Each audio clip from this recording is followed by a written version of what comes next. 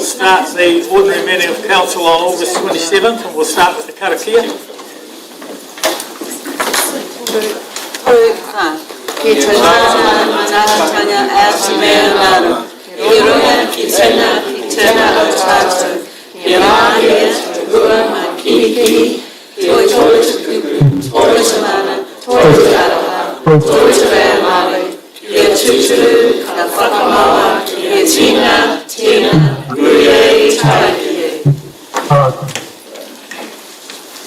Do we have any conflicts of interest?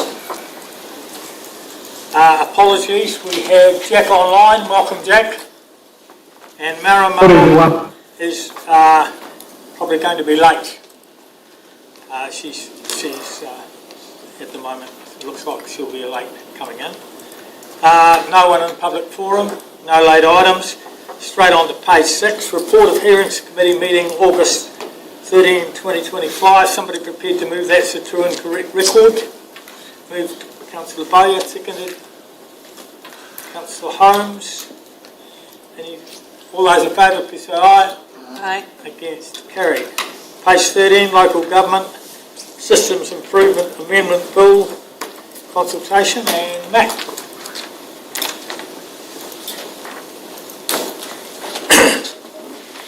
Kia ora everyone. So this report is seeking council agreement to the submission on the governance and submission to the Governance and Administration Committee on the Local Government System Improvements Bill. The bill was introduced to Parliament on the 15th of July and is part of Government System Improvements Programme first announced in August last year. The key reforms set out in the bill are the removal of the 4 well-beings from the statutory purpose of local government, a requirement to prioritise core services when managing finances and setting rates, new financial performance measures for councils with a requirement for regular public reporting, mandatory disclosure of contractor and consultant spending, new transparency and accountability requirements, and regulatory relief intended to reduce the compliance burden. The bill is being considered by Parliament's Governance and Administration Committee. It's currently at the public submission stage, with the deadline for submissions being 11:59 today. We, officers, have prepared a submission responding to the bill. It supports Tai Tuira's position on the bill, while also making additional comment on some key points particularly relevant to Masterton. Just before I cover the points for Masterton, there have been some changes to the initial Tai Tuira submission. I just wanted to make you aware of those. So originally the submission suggested the removal of Section 10C of the purpose of local government, which is to support local economic growth and development. That has been changed, so there is no comment on removing that Section 10C anymore. The original submission had some commentary around the removal of the definition of good quality. This definition hasn't actually been removed from the bill, but has been moved to another section of the bill. There's been some additional commentary included in the Tai Tuira submission around how core services are defined, particularly raising the point that if core services are specifically defined in the bill, it essentially freezes those core services in time, and that any amendments to the core services would have to go through a bill amendment process. There's also enhanced commentary in the updated submission in support of removing the requirement for Section 17A reviews. Sorry, what's that about 17A? So the Tai Tuira submission supports the removal of Section 17A reviews, and the commentary in the Tai Tuira submission is just enhanced to support that. Okay, can I address that maybe when you finish? Yep. So the points in our submission, the key points were raised that the bill, some of the intent of the bill undermines local democracy, service restrictions and rates capping limits councils' abilities to respond to community needs. There's a weak evidence base, so the legislation relies heavily on anecdotal evidence rather than addressing real cost pressures, which we know are ageing infrastructure, supply chain disruptions and skills shortages. It can create some operational confusion. There's unclear definitions around core services versus statutory functions, and no guidance on prioritising under rates capping, and it adds administrative burden, particularly around the new contractor/consultant reporting requirements without clear guidance in the bill. Our submission does acknowledge that there is a need for comprehensive local government reform addressing funding and structural issues, but these should be developed in conjunction with the local government sector. If Council agrees to the submission, it will be submitted to the committee ahead of the 11:59 deadline this evening. Are there questions? Councillor Helen.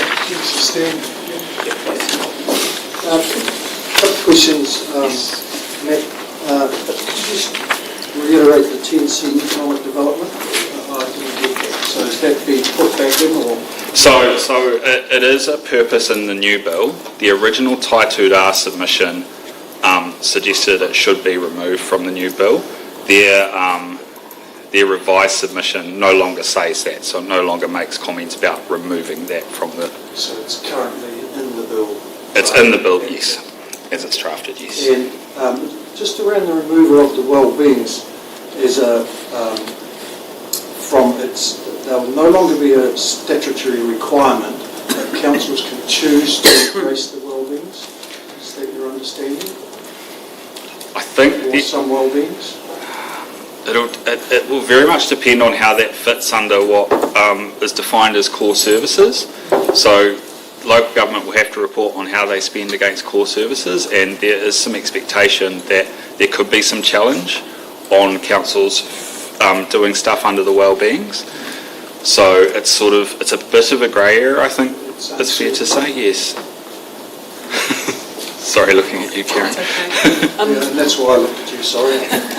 So the bill doesn't expressly say that councils can't provide services that are not core services. There is confusion around what's a core service. The list is not consistent with some other earlier provisions, so that would need to be sorted out. But it's within the bill, it doesn't expressly say that councils can't do this. It just says that councils must focus on this. The intention behind that is that there is a hierarchy, that the first thing councils must do is provide those core services, and then other services can be provided if it provides core services to that quality level that has economic benefit. That's within the bill itself. We know that the government is intending to bring in rates capping. We suspect that rates capping will apply to non-core services. So if you put those two things together, if your community wants you to provide non-core services and councils have that contract and that agreement with the community through the long-term plan process on providing services the community wants it to provide, so it can continue to provide non-core services, but if there is a rates cap that applies to those, there may not be enough money to be providing those non-core services. And this is our contention, that actually if the community wants our council to provide non-core services, it should be able to do that within a fiscal envelope that it wants. So just so I get that right, we're absolutely certain that this bill is introducing rates capping? This bill doesn't, but they've clearly signalled that that is the next step, so they're investigating rates capping, and in the material released around the bill, it essentially says rates capping will be coming. That's right. I don't know that it's specifically in the commentary within the bill itself, but for all intents and purposes, rates capping will be coming through. And then what you're saying, if rates capping does come through and the core services are not delivered within that cap, then there's no opportunity to deliver any form of well-being. Is that what you're suggesting? There is a risk that happens. We don't know, because we don't know what the wording of the rates capping is. The rates capping may apply to all services. We don't know, but our suspicion the information that the government has provided is that it would apply to those non-core services, and so we would need to be able to come within that fiscal envelope. If I could just mention something myself there, just on this week I was at a meeting, an online meeting with I guess most of the mayors in New Zealand and Tom, and the big question that everybody's having is what's in the detail, and no one knows, and so we're all sort of guessing, and the government are coming out with all sorts of statements, and different ministers are saying different things, and so there's just this whole uncertainty about the whole thing, which is really problematic. Right, any questions? No? Yes, Brent? Councillor Brooke? I suppose I would think they'd make it a question, but is any thought given to maybe softening the stance on 17A removal? Because it's only a couple of examples, but gosh, some of the members here would remember a bit of a stink 2 terms back when we were paying, from memory, about $870 a tree to be pruned, and there's quite a few hundred of them. And because the stink was kicked up about it, John Dalzell, we did get the price down to about $180 a tree. It was just, we were being absolutely extorted. And there was a reluctance from the staff involved to change that. So I just, that's what the question was at the beginning. I'm just filling it out. You've got to be patient in here. I can't remember what you said. Okay, I'll remind you of it in a minute. The other issue was the change in the vaccine management, which pulled about $500,000 a year operational saving, or close to it. And so, I mean, my fear is council, the 17As, I do accept that they're often a pain, but they also sometimes deliver substantial benefits. And it's from a ratepayer's point of view, the question I'd like you to consider is from the ratepayer's point of view, it just gives them assurance, or have you considered that it gives them assurance that council is actually reviewing costs and that you're not getting, I won't mention any names, but you're not getting a contractor having a 20 years contract, probably without much challenge, I think, you know who I mean. And so, yeah, that's my question about the 17As, because if you take it all... So the 17As, that can still be done without a 17A. Very simply is that the Chief Executive has KPIs, and one of those KPIs can be to review our levels of service and the delivery, the way that we deliver those services 3 times a year or whatever it might be. I mean, it's all part of continuous improvement and looking for efficiencies. 17A is a mechanism where we have to wheel in consultants that are normally quite expensive to do a review on a service which says actually seem to be delivering it pretty well, and we pay $15,000 or $20,000 for them to tell us that. True. And I think with the expertise that we have on the executive team, I think we can do that for an absolute fraction or a very, very small amount. So I don't think 17A is the driver for that. That's just a... I suppose that's local government, and putting it in CE's KPIs isn't foolproof either. I think it is. I think it is. There is a thing called accountability, because if the CE doesn't deliver, you replace the CE. You know as well as I do that to get a majority of councillors to do that is very, very unusual. Any other questions? Yes, Councillor Nelson. Just for clarification about that point, so just to the CE, are you suggesting that KPIs for the CE would be more effective than legislation for I think if you're looking at more a cost-effective way of finding efficiencies by not having it mandated as a 17A and having an external consultant do that work, I think there are efficiencies in that. Yep, just another question. With on page 18, under such a fundamental shift in local government is not justified, in the second paragraph, And right at the bottom, the last 4 lines, the council needs the capacity to respond to our community's needs, whether that be for swimming pools or sports fields, or animal control services or emergency management preparedness. Is this paper suggesting that that won't be covered under this new legislation as a core service?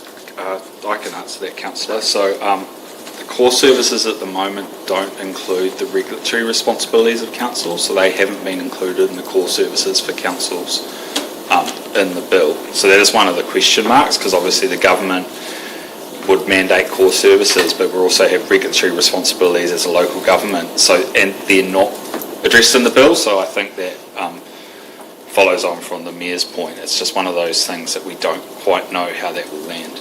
Okay, but when you read it in here, it kind of suggests that it will be. That's the way I read it anyway, that those are the sorts of things that will be cancelled, but you're saying there's ambiguity there. Yes, yes. Okay, any further questions? Yes, Councillor Lee.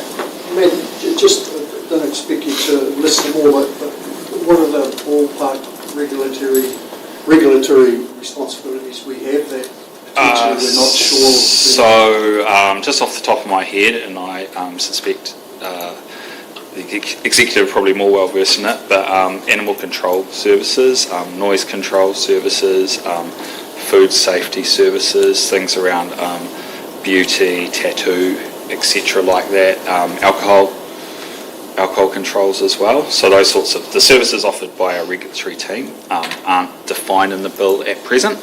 That may be picked up in amendments or feedback from the committee. We've seen some other councils have spoken about that. So is there a concern these will just be neglected and no one will have responsibility for these services? If they don't amend the enabling legislation, then councils will still have responsibility for it. It'll just be how councils deliver that against core services. If they're not considered core services, that will become a discussion for the council and the community under the levels of service. So I guess at the moment they haven't been removed officially. No, because this is a bill for consultation, yes. Further questions? Well, I'm going to move the recommendations on page 13. Somebody prepared second. Second, Councillor Bay. Any further discussion? I'll put the motion. Yeah, I've got something. Yes, Councillor. I'm not going to support this. When I read these 5 bullet points or 6 bullet points, it's like I wrote them myself. So I'd be really happy if this bill passed. Thank you. Okay, I'm going to put the motion beforehand. That's not Councillor Lee, sorry. Yeah, it's a little bit repetitious. I am worried about the lack of detail and the uncertainty, but I do have faith that those things will be ironed out. And I also have concerns that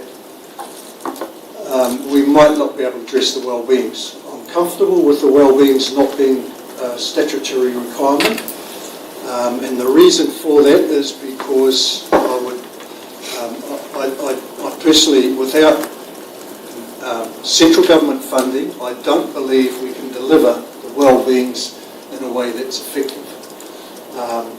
We're just dancing around the edges in the well-being space from my experience, and it's just an extra burden for the ratepayer. So I'm a little bit concerned around the well-being, but I am hopeful that councils will still be able to provide well-being through consulting the community, and if the community, for example, are really keen on a series of events to build community spirit, we can consult with our community, and if they say yes, this is going to be the cost of rates, and we can add those things to rates. And I think if this bill allows that approach, it's a far better approach than what we're currently trying to deliver with the 4 well-beings, which are broad and wide and deep.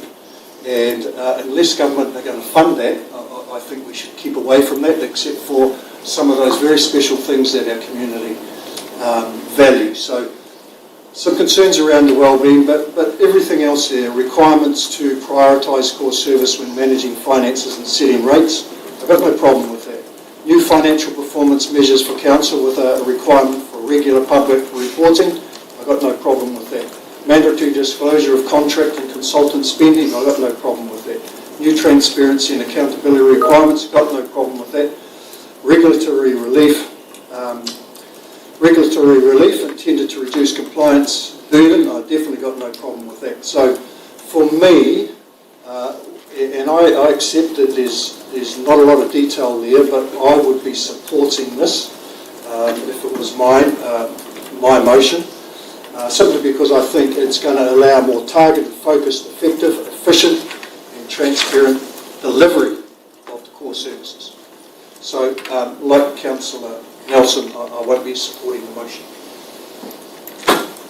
Thank you, Councillor Helena. I might just say, before I put the motion, that having been to a number of meetings with mayors over this in the last, probably last 6 months, we've had a number of meetings with, called really because a lot of the mayors are very concerned where the way the government's moving and what it's going to mean to their communities. They have a completely different look on wellbeing, probably, Tom, to what you had there. They believe, there's a lot of mayors who believe that the wellbeings are really the guts of council work, and that's why a lot of them got into local government. But I think that when I look at our submission, it's very much the same as just about every other council in New Zealand putting forward. And so that's why I'm very happy to move it with Councillor Bowes seconding. Councillor Goodwin? Yeah, look, I'll probably support this. I totally understand where the government's coming from, and I mean the way we're going, we are starting to rake people out of their homes, and I do like local democracy, but I accept that it's very, very rarely a perfect beast. That's its history and what it is. But this bill does feel a bit crude and rough, which I trust will be polished up. Thank you.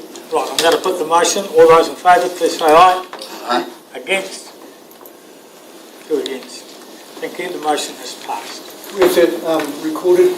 Yeah, recorded with Councillor Nelson and Councillor Helena. Oh, could I? The rest are for. We then move to page 22, the adoption of the amended Wairarapa Consolidated Bylaw Part 10A, Masterton Traffic Schedule, and that's Mac. Yes. Again. So this report's seeking council agreement to changes to the Wairarapa Consolidated Bylaws Part 10A, Masterton Traffic Schedule. So Part 10 of the Wairarapa Consolidated Bylaws set the requirements for parking and control of traffic, and then for each district in the Wairarapa we set specific requirements and schedules. We consulted on potential changes to the schedule to address issues raised and feedback from businesses and the public and the Masterton parking study. Consultation ran from the 27th of June to the 28th of July and followed our special consultative procedure. We advertised the consultation through our website and Teno, and we also dropped consultation materials to all businesses and organisations in the areas of proposed changes and had discussions with people in those businesses. We received a total of 49 submissions in response to the consultation. Hearings were held here on the 6th of August with 9 submitters presenting to the Hearings Committee. We then held deliberations on the 13th of August with the Hearings Committee. Following the deliberations, the Hearings Committee recommended, based on officers' advice and also the feedback they received from the public through the consultation process, to amend Schedule 2L restricted parking areas to include new 180-minute time limits for the Kurapuni shopping village, to amend Schedule 2L restricted parking areas to include a new 120-minute time limit for Dixon Street, and that's from Park Street to the roundabout. So essentially the portion of Dixon Street outside the park and the recreation centre, but keeping in place the loading zones outside the recreation centre and also the 10-minute parks outside the public toilets. And also a 120-minute parking zone on the south side of First Street. So that's the side where the cafes are, and also the First Street shopping village with the fish and chip shop and the laundromat, etc. We also proposed amending Schedule 2L to include new 60-minute time limit areas for the lane off King Street between the Hub and Supercheap Auto, and also Queen Street between Worksop Road and Reynolds Street. And finally, it proposed to amend Schedule 2N parking areas to include the Perry Street car park, so the car park out front of the town hall there, and remove it from the restricted parking areas schedule because it currently has a 120-minute time limit. If council agrees to these changes, the changes to Perry Street car park will take effect from 29th of August, and the remaining changes will take effect from 1 November. The reason for delay to the bulk of these changes to allow them to be clearly communicated to the community and to businesses, etc., in the affected areas, and also to allow time for signage, etc., to be installed. If council agrees to these changes, we will amend the schedules, get them up on our website, publicly notify, and then go about communicating the changes. Okay, questions for Matt? Councillor John. Thanks, Matt. Just one point, on page 23 it talks about officers will report to council on parking options around the woolshed at a later date. It worries me, and I'm coming to a question, that this is my third term and we've been talking about the woolshed parking for that long.